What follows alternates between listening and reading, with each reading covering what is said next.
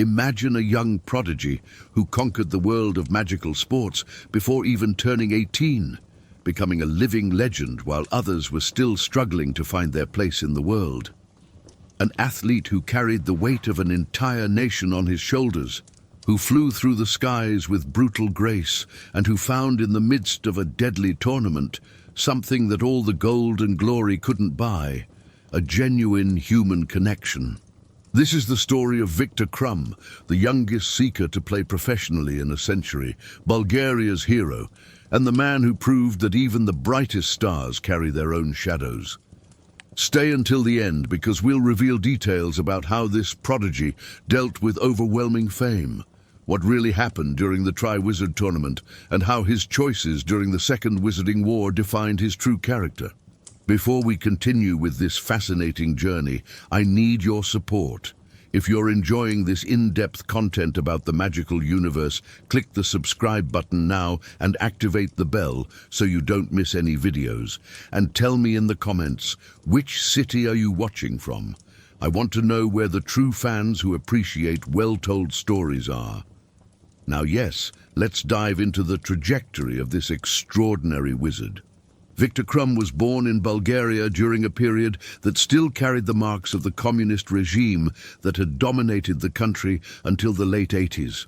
He grew up in a world where Quidditch wasn't just a sport, but a national passion, an escape for a people seeking identity and pride after decades of political oppression. From a very young age, Viktor demonstrated a natural talent for flying that impressed even the most skeptical observers. While other children still struggled to keep their brooms stable a few meters off the ground, Viktor was already executing maneuvers that adult wizards considered risky. What made Viktor especially notable wasn't just his technical ability, but his approach to the game.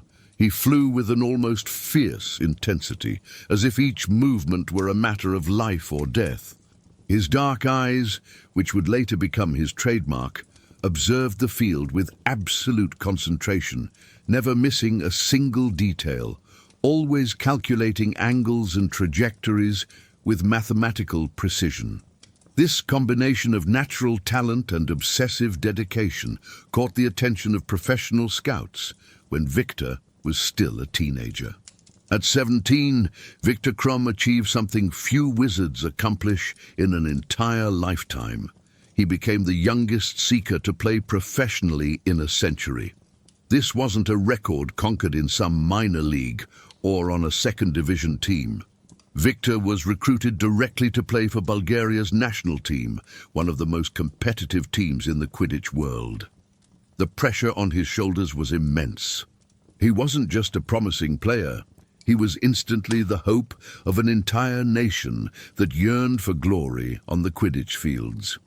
The season leading up to the 1994 Quidditch World Cup was defining for Viktor. He trained with a discipline that bordered on fanaticism, waking before dawn to practice flights in adverse weather conditions, studying recordings of old games until late at night, memorizing the movement patterns of every opponent he might face. His teammates watched with a mixture of admiration and concern. This young man, who seemed to have no life outside Quidditch, who rarely smiled, who carried the weight of national expectation like invisible armor. When the World Cup finally arrived, held in England with unprecedented pomp and circumstance, Viktor Krum was already a rising legend. The stadium, built especially for the event, was a marvel of magical engineering, capable of accommodating 100,000 wizards and witches from around the world, all eager to witness the greatest spectacle in magical sports. Bulgaria had a difficult path ahead, but Viktor was determined to take his country to the top, no matter the cost.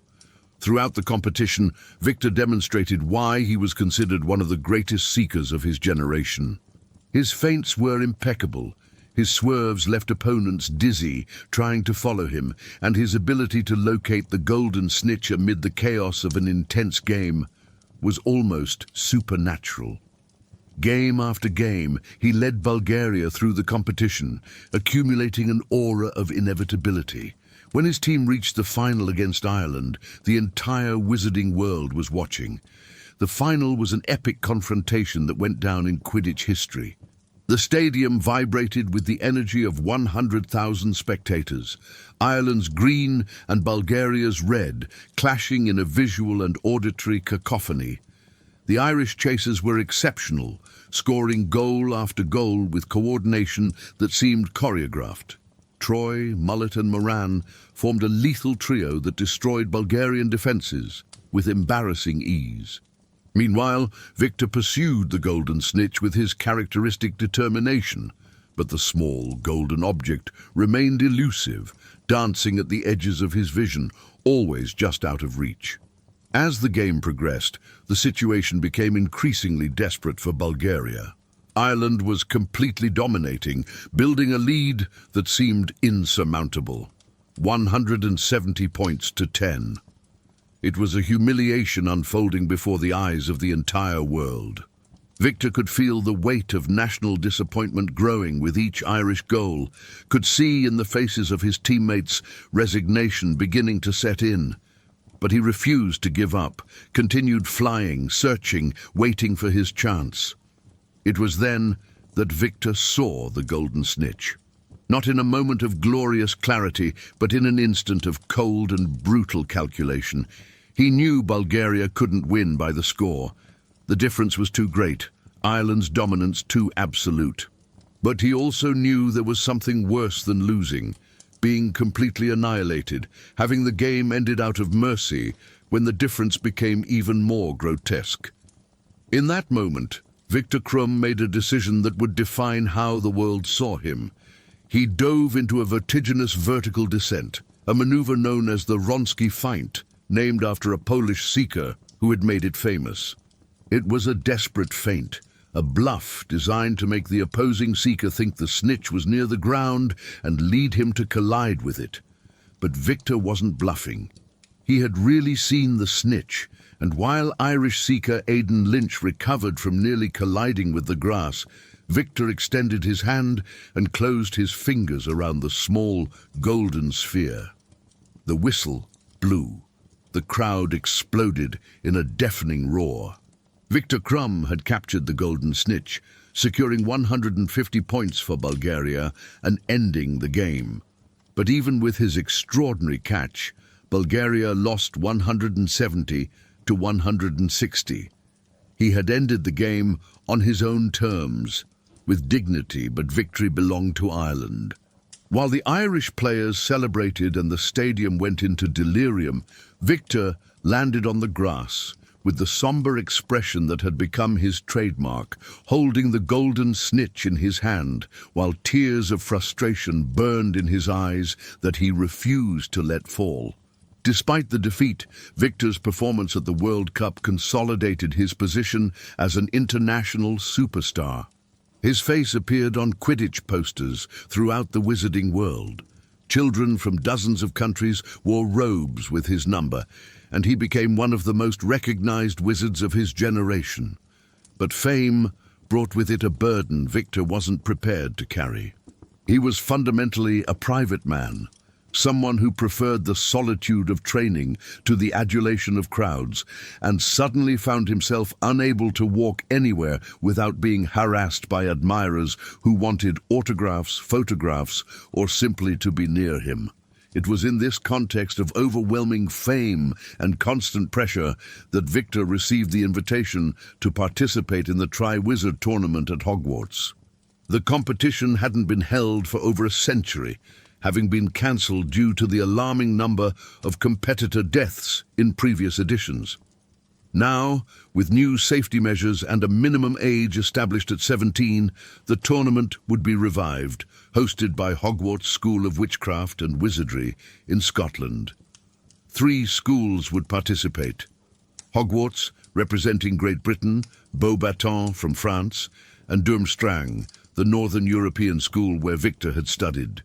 For Viktor, the opportunity was tempting for reasons that went beyond competition.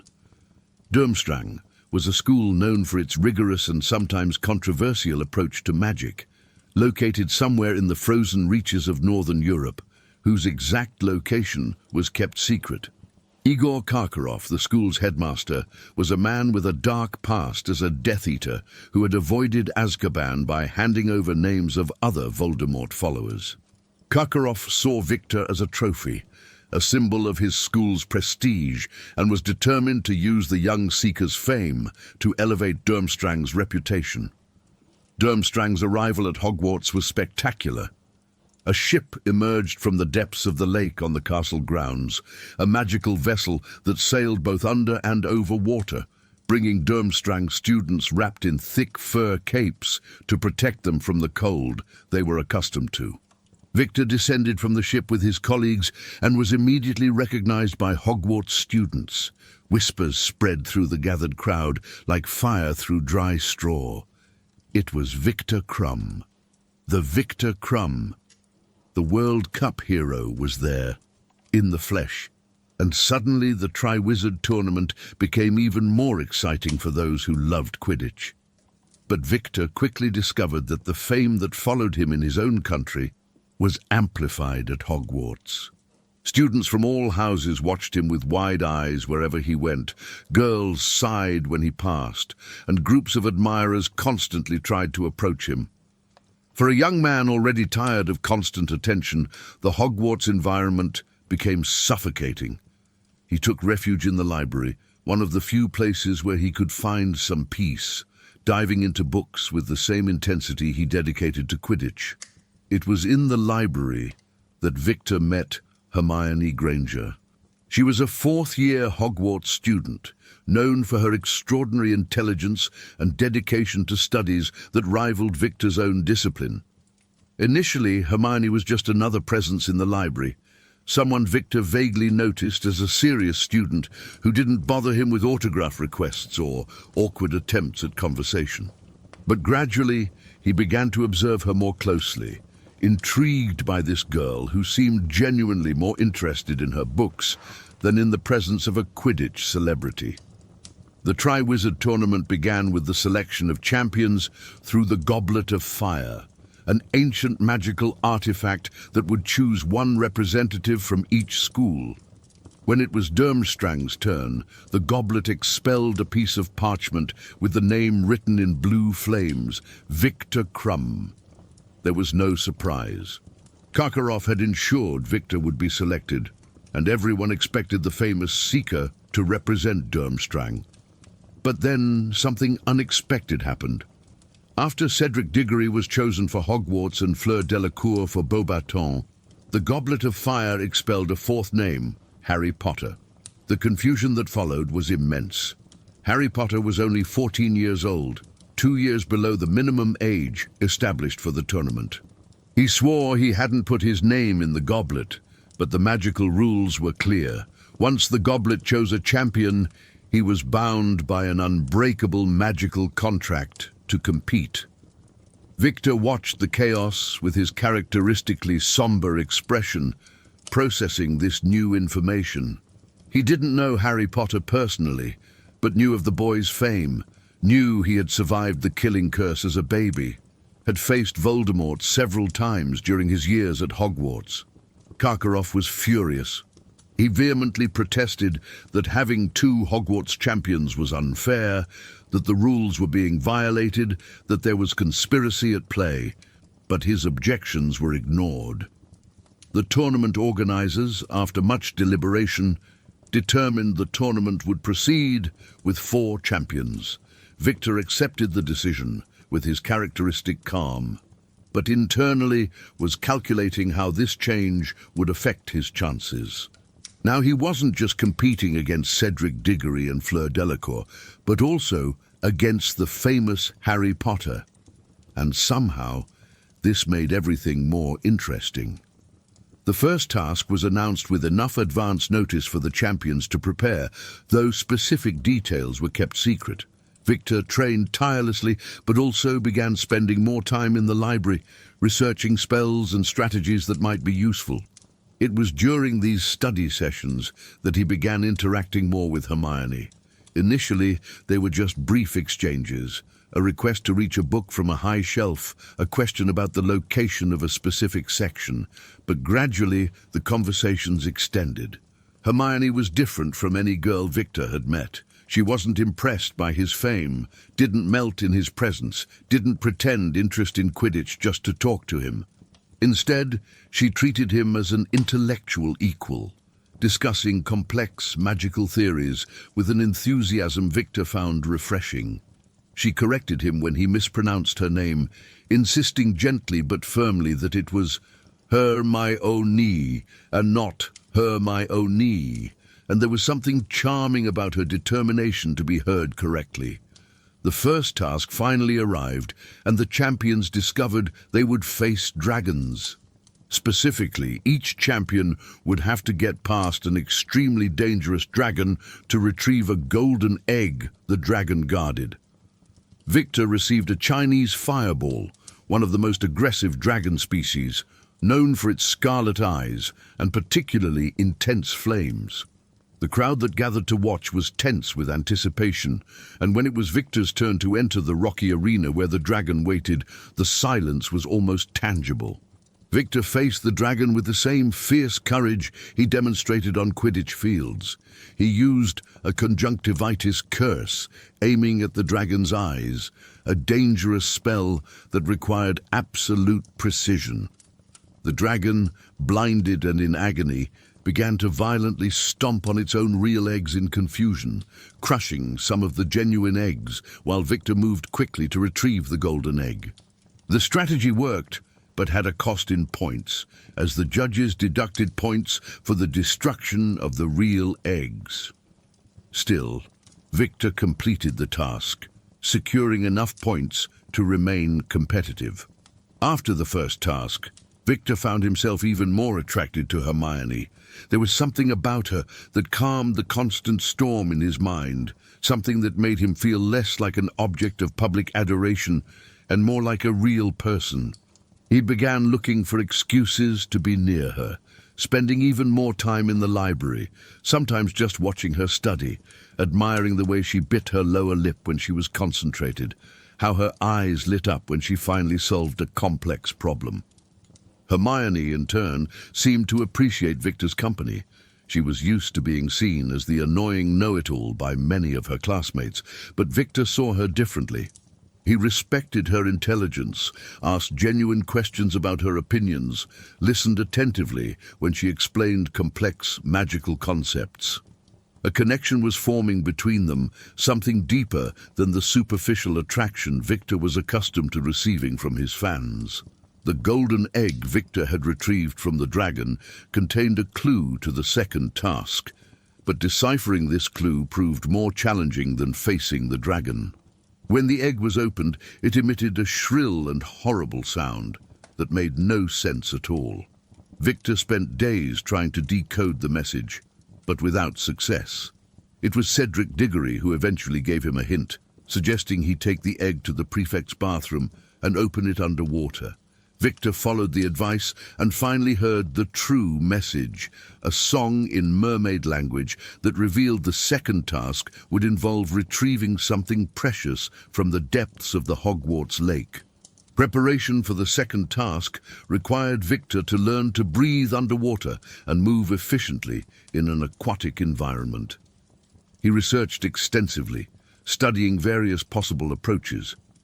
Some wizards used the bubblehead charm, a spell that created an air bubble around the wizard's head. Others used more complex transformations. Viktor opted for a more dramatic approach, a partial transfiguration that would transform his head into a shark form, allowing him to breathe underwater and swim with greater speed and power. While preparing for the second task, Viktor finally gathered courage to do something he'd been contemplating for weeks. The Yule Ball was approaching, a traditional event held during the Triwizard Tournament, and champions were expected to attend with dance partners. Viktor knew he could invite practically any girl at Hogwarts and receive an enthusiastic yes immediately. But there was only one girl he really wanted to invite. Finding Hermione alone was always a challenge, as she was usually accompanied by her friends Harry Potter and Ron Weasley, but Viktor finally managed to catch her leaving the library on a quiet afternoon. With his characteristic direct manner, he pulled her aside, and with his heavily accented English, asked if she would go to the ball with him. Hermione was visibly surprised, her cheeks flushing in a way Viktor found charming, but she accepted, and Viktor felt something he hadn't felt in a long time, a genuine happiness that had nothing to do with Quidditch or fame. The Yule Ball was a magical night in every sense. Hogwarts' Great Hall was transformed into a winter paradise, with walls covered in silver, shimmering frost, Christmas trees decorated with live fairies, and soft snow falling from the enchanted ceiling without ever touching the people below. Viktor arrived dressed in traditional Durmstrang robes, and when he saw Hermione descending the stairs in her periwinkle blue dress, her hair tamed in an elegant braid, he was speechless for a moment. They danced together, Viktor surprisingly graceful for someone who seemed so awkward off the Quidditch fields. Hermione was radiant, clearly enjoying being seen as more than just Harry Potter's studious friend. They talked between dances, Viktor telling stories about his life in Bulgaria, about the pressures of fame, about how strange it was to be adored by people who didn't really know him. Hermione listened with genuine empathy, sharing her own experiences of feeling different, of being seen as only one dimension of who she really was. But the night wasn't perfect. Ron Weasley, Hermione's close friend, was visibly bothered seeing her with Viktor. He made bitter comments, accused Hermione of fraternizing with the enemy, since Viktor was one of the competitors against Harry in the tournament. The tension between Hermione and Ron increased throughout the night, culminating in a heated argument that left Hermione visibly upset.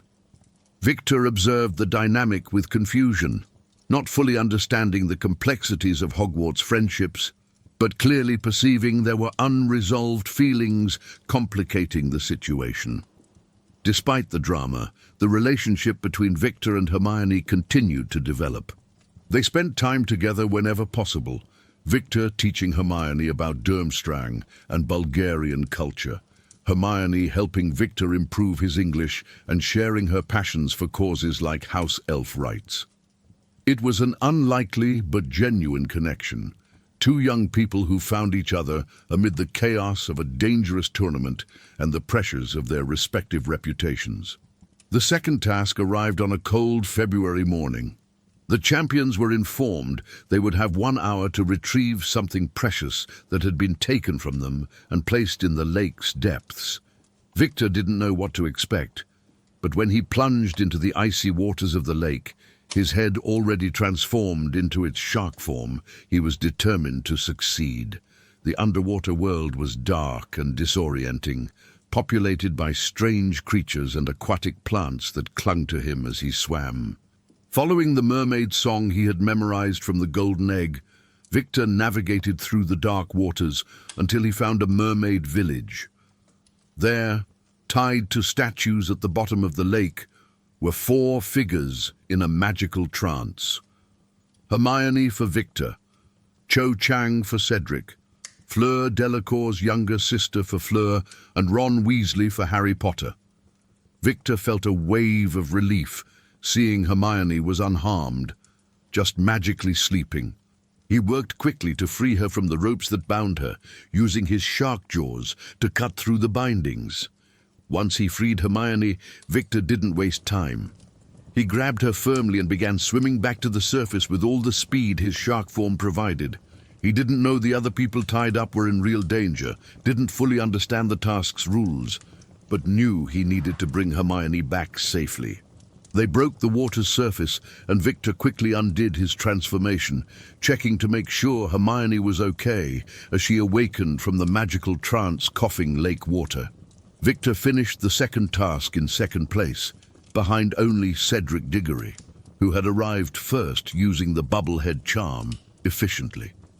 Harry Potter arrived shortly after Viktor, having lost time worrying about the other hostages and ensuring everyone was safe.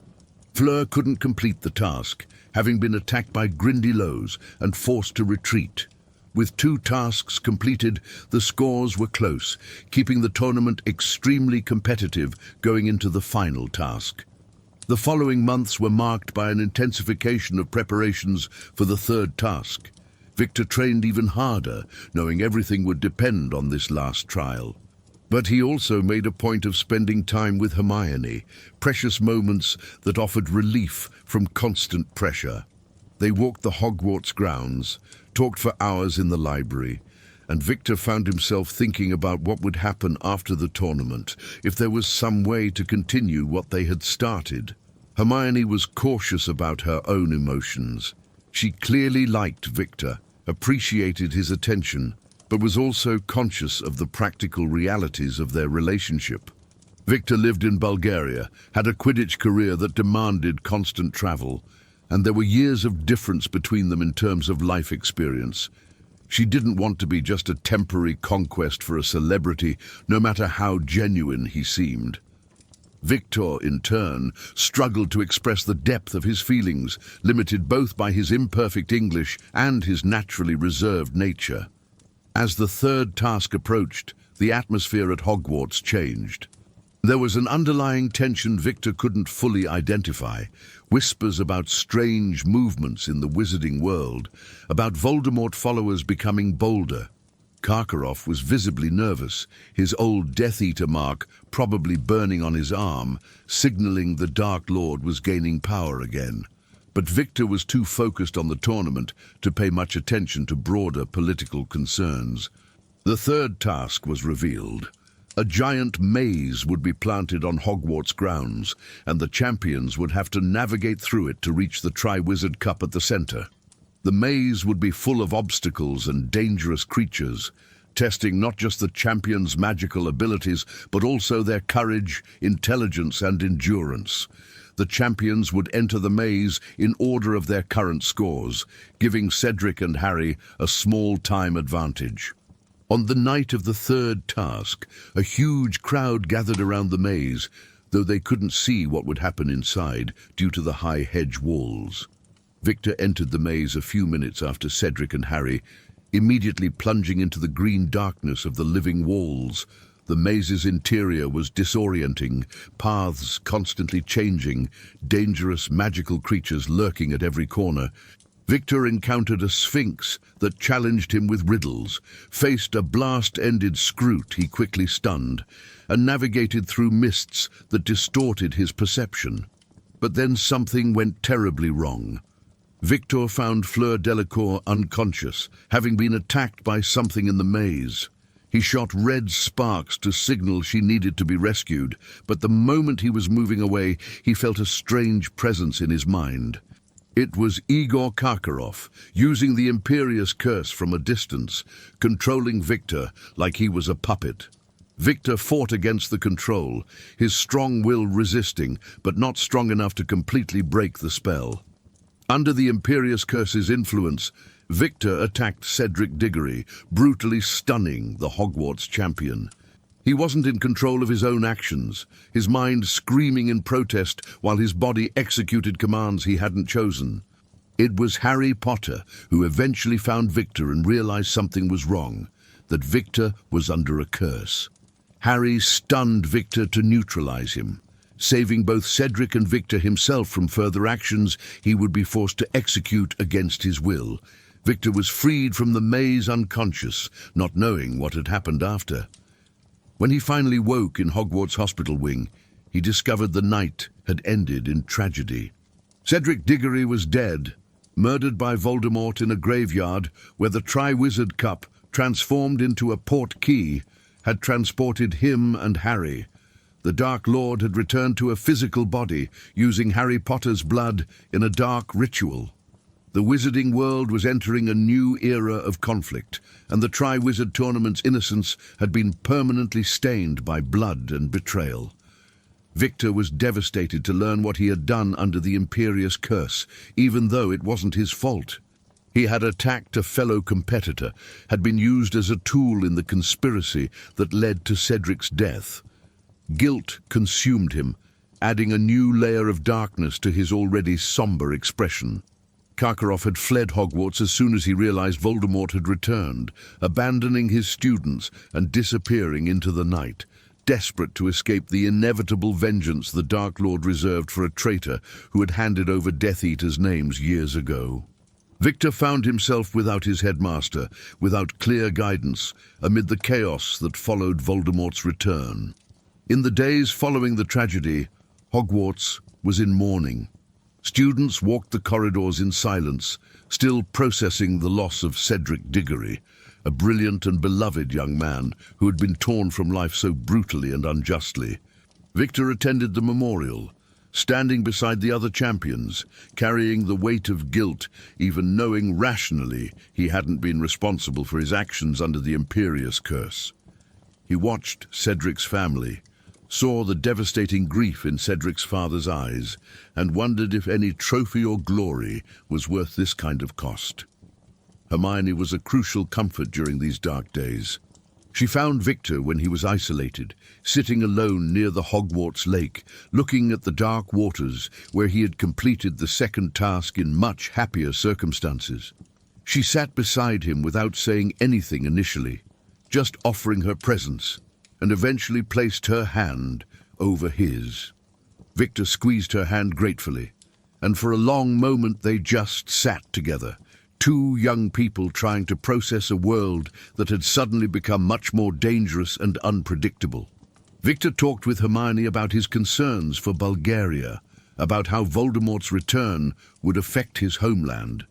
He knew the Dark Lord wouldn't limit his ambitions to Great Britain, that dark wizards throughout Europe would be recruited or coerced into joining his cause.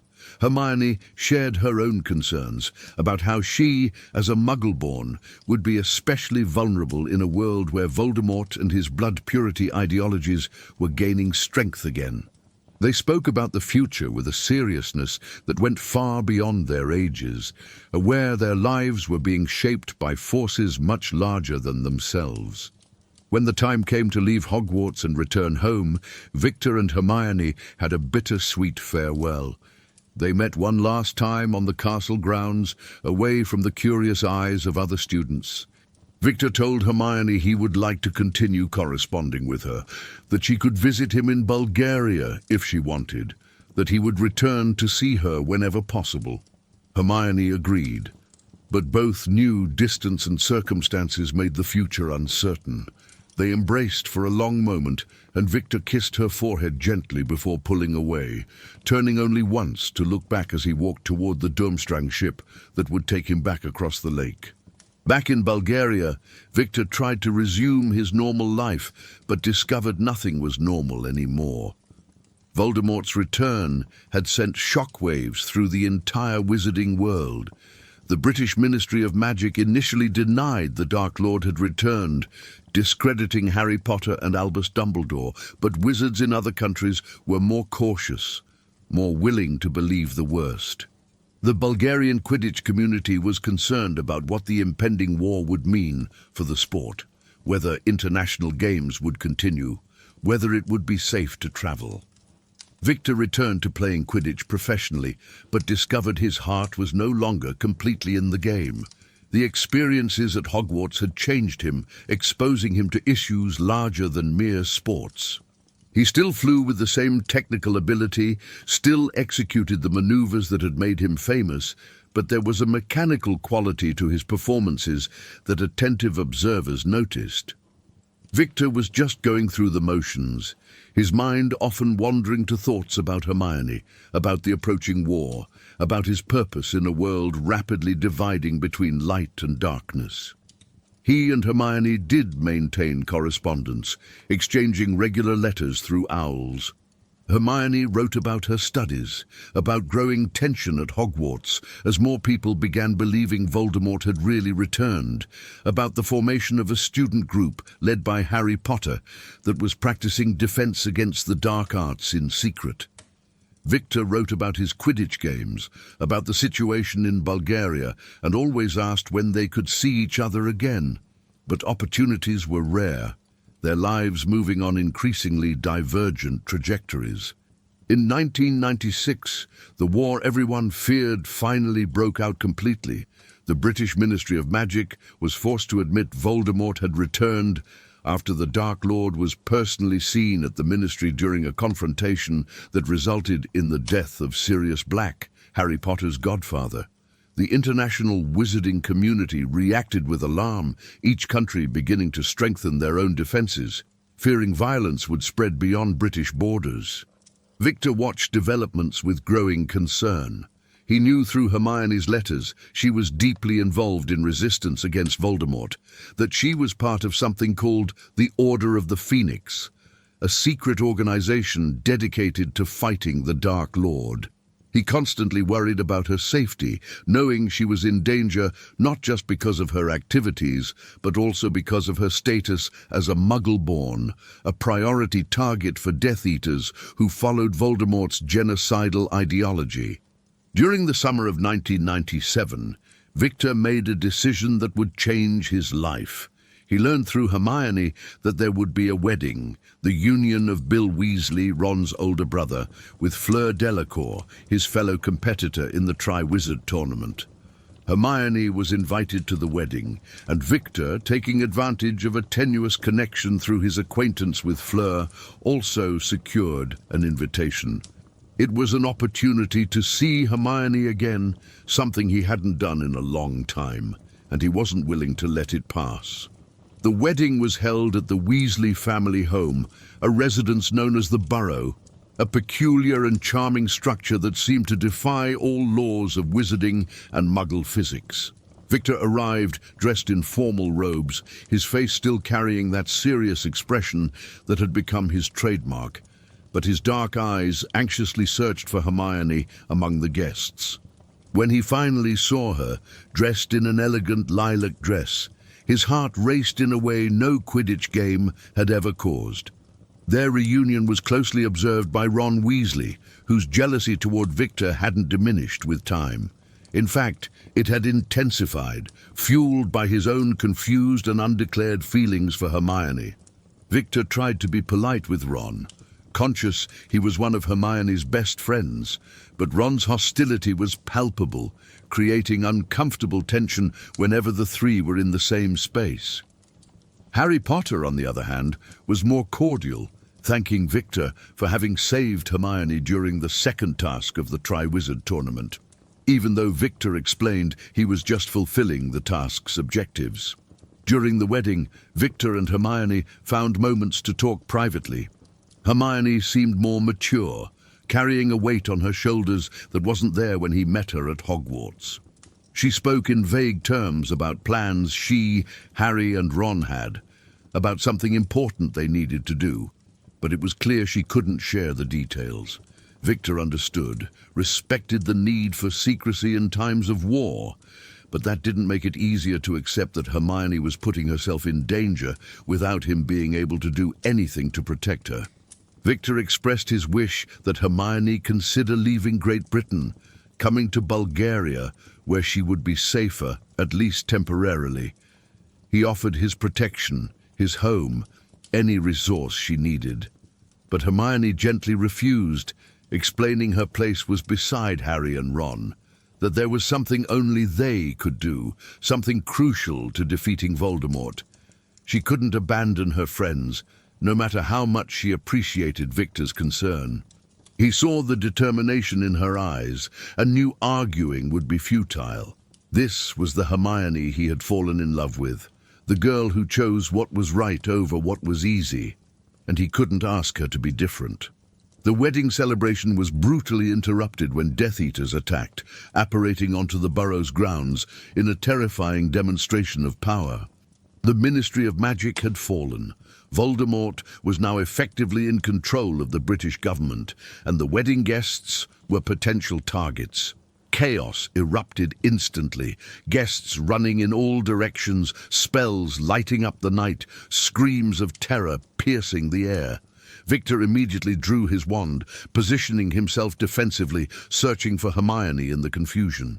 He saw her briefly beside Harry and Ron, the three focused on something, clearly about to apparate away. Viktor tried to reach them, tried to ensure Hermione was safe, but they disappeared with a crack before he could reach them. And then Viktor was fighting, casting spells against the masked and hooded figures of Death Eaters.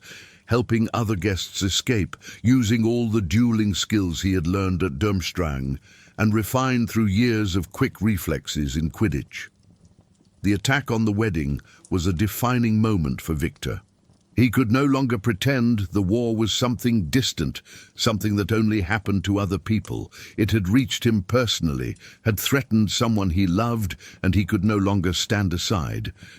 But it also became clear that Hermione was embarking on a dangerous path he couldn't follow, that there were aspects of the fight against Voldemort where he couldn't help her, no matter how much he wished to. In the months that followed, Viktor heard nothing from Hermione. His owls returned without delivering his letters, indicating she was hidden under powerful magical protections that prevented location. He was tormented by worry, imagining the dangers she was facing, praying to any power that was listening that she remained safe. The only information he could gather came from rumors and fragmentary news about Harry Potter being undesirable number one, about a growing resistance against Voldemort's regime, about atrocities being committed against Muggle-borns throughout Great Britain. Viktor considered traveling to Great Britain, trying to find Hermione somehow, but knew that would be imprudent. He was a foreigner, would be easily tracked, and his presence could put Hermione in even more danger if he was captured and interrogated. Instead, he focused on what he could do from where he was, using his influence and resources to help wizards fleeing British persecution, providing refuge in Bulgaria for those who managed to escape, working discreetly with international resistance networks that were forming. The war reached its climax in the spring of 1998. News arrived of a massive battle at Hogwarts, a final confrontation between Voldemort's forces and those who opposed him. Viktor stood helpless on the other side of Europe, desperate for information, tormented by uncertainty. Details were confused and contradictory, rumors spreading faster than verified facts. Some said Harry Potter was dead, others that he had killed Voldemort, still others that Hogwarts had been completely destroyed. It took days until the truth finally emerged, filtering through international wizarding communication channels. Voldemort was dead, destroyed in a final duel with Harry Potter. The casualties were terrible. Dozens of wizards and witches killed in the Battle of Hogwarts, including teachers, students, and Order of the Phoenix members. Viktor examined casualty lists with his heart in his throat, desperately searching for a specific name, and almost fainted with relief when he didn't find it. Hermione Granger had survived. But Viktor didn't immediately rush to Great Britain. He knew the period after the battle would be chaotic, that Hermione would need time to mourn the lost, to recover from any trauma she had suffered, to reconnect with her family. He waited, demonstrating a patience that cost him each day, until he finally received a letter from her. It was brief, written in handwriting that seemed shakier than he remembered, but she was alive, she was safe, and she asked him to come visit her when he could. Viktor traveled to Great Britain as soon as he received the letter, his heart full of anticipation and apprehension. He met Hermione in London at a discreet wizarding cafe away from busier areas. When he saw her, he was shocked by the change in her. She looked older, the weight of what she had experienced visible in her eyes, a hardness in her expression that wasn't there before. But when she saw him, her face softened, and they embraced for a long moment, saying nothing, just comforting themselves with each other's physical presence.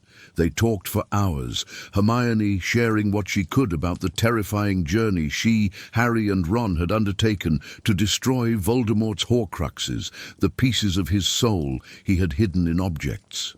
She spoke about being captured and tortured at Malfoy Manor, about friends who had died, about the physical and emotional scars she would carry for the rest of her life. Viktor listened with growing horror, finally understanding the true extent of what Hermione had faced, feeling simultaneously proud of her courage and devastated by her suffering. But it became clear in that conversation that something had fundamentally changed in their relationship. Hermione had gone through experiences that transformed her in ways Viktor couldn't completely understand. She had fought side by side with Harry and Ron through unimaginable trials, forming bonds forged in extreme circumstances. Viktor could see in her eyes when she spoke about Ron a depth of feeling that went beyond friendship, a connection that had finally solidified into something more during those months of shared danger. Viktor wasn't naive. He recognized what was happening, recognized that the future he had vaguely imagined with Hermione wouldn't materialize. There was sadness in this, a loss of possibilities that would never be explored. But there was also mature acceptance. Hermione needed to be with people who had shared her journey, who understood what she had experienced in a way Viktor never could. And although it hurt, Viktor loved Hermione enough to want her happiness above his own desires.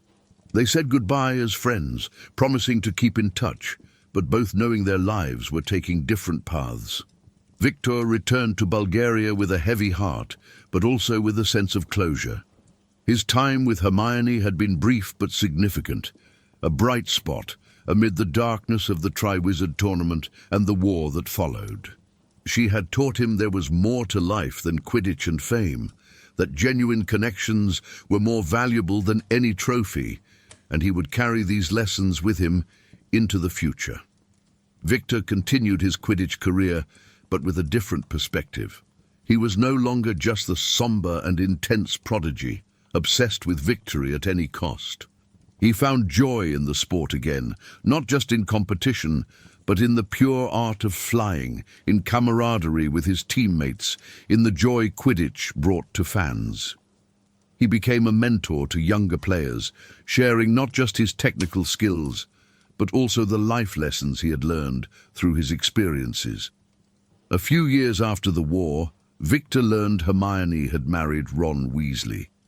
He felt a pang of something, not exactly jealousy, but perhaps melancholy for the loss of a path not taken. But he also felt genuine happiness for her, hoping she had found the peace and love she deserved after all she had suffered.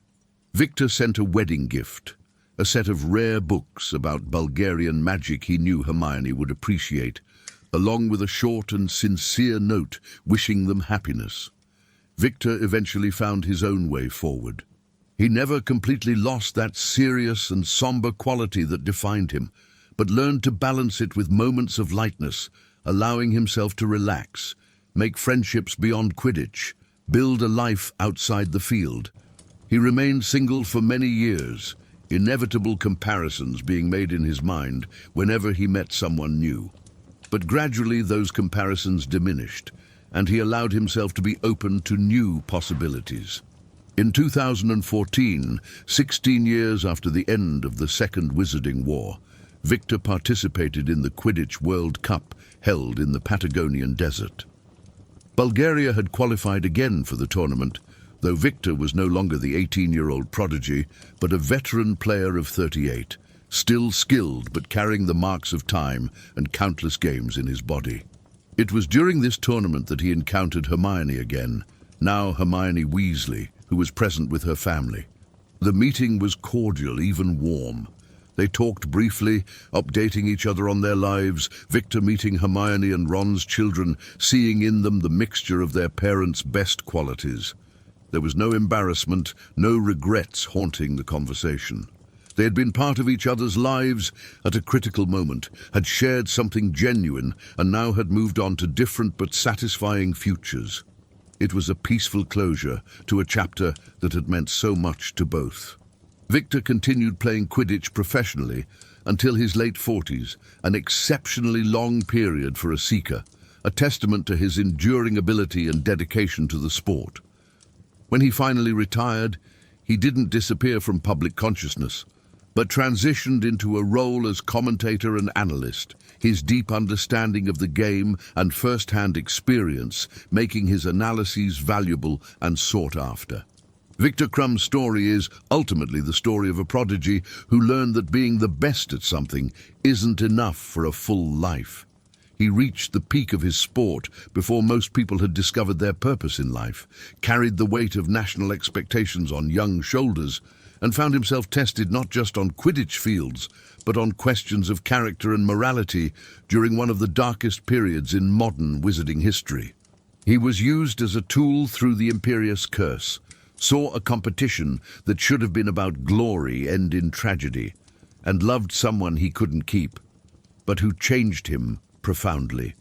Viktor represented something important in the wizarding world, the idea that even those who seem to have everything, fame, talent, and public adoration, are fundamentally imperfect humans, struggling with the same doubts and desires everyone faces.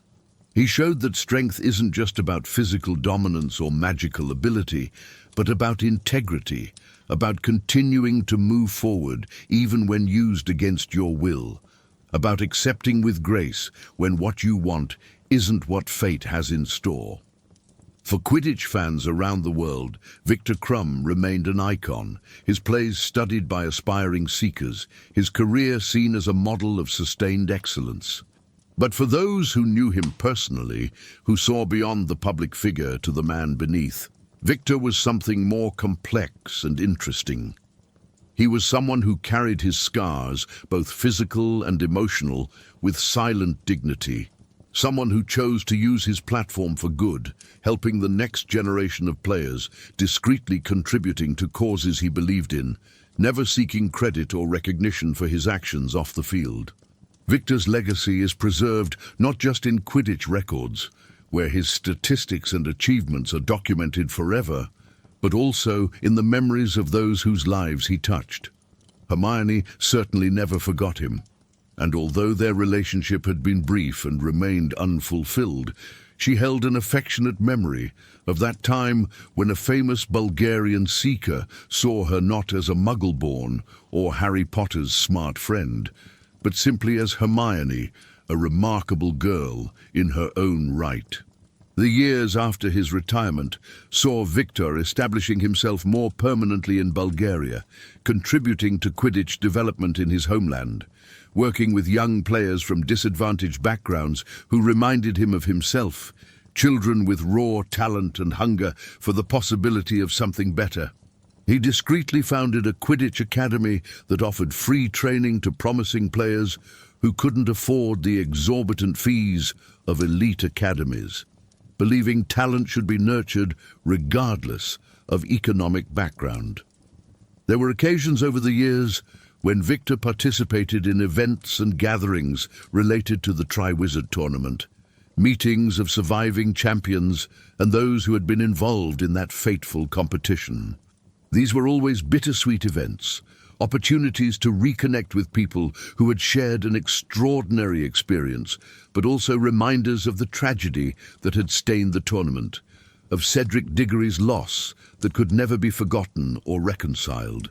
Viktor always attended these gatherings, feeling it was his responsibility to honor Cedric's memory, to remind the world that glory and competition meant nothing when weighed against a human life. In private reflections, in his later years, Viktor often thought about the choices he had made, the paths he had taken, and those he had left unexplored. He had no regrets exactly, but there was a melancholy awareness of how his life might have been different if certain circumstances had aligned otherwise, if there had been no war, if Hermione had chosen differently, if he himself had been able to express his feelings more clearly, to fight harder for what he wanted. But these were idle fantasies, no more substantial than the golden snitch he had chased so many times, always moving, always fleeing. What Viktor had was real and tangible. A career that had set a standard of excellence, the respect of his peers and fellow players, the knowledge he had made a difference in many lives through his work with young players, and memories of a brief but intense period when he had experienced something beyond Quidditch, when he had connected with someone in a way that had expanded his understanding of what was possible in life. These were riches no money could buy, no cup could represent. Now, as we reach the end of this journey through Viktor Krum's life, I hope you have a deeper appreciation for this complex and fascinating man. He was more than just the somber seeker with extraordinary abilities. He was a young man who carried immense burdens, who loved and lost, who was used as a tool in darker conspiracies, who faced dragons and mazes and the complexities of the human heart with the same fierce determination. His story is a reminder that even the most public figures guard private worlds of emotion and experience, that behind every sports icon is a complete person struggling with the same universal questions of purpose, connection, and meaning we all face. Viktor Krum lived an extraordinary life, but in many ways his journey reflects our own. The challenge of balancing ambition with happiness, fame with privacy, and professional success with personal fulfillment. If you made it this far, thank you very much for watching until the end. Please leave your like on this video, subscribe to the channel if you haven't already, and tell me in the comments which aspect of Viktor Krum's story surprised you most. Was there something you didn't know about him before this video? And don't forget to share this content with other fans who would appreciate this in-depth analysis of one of the most intriguing characters in the magical universe. Until next time, and may we all find our own version of the golden snitch, whatever that means for each of us.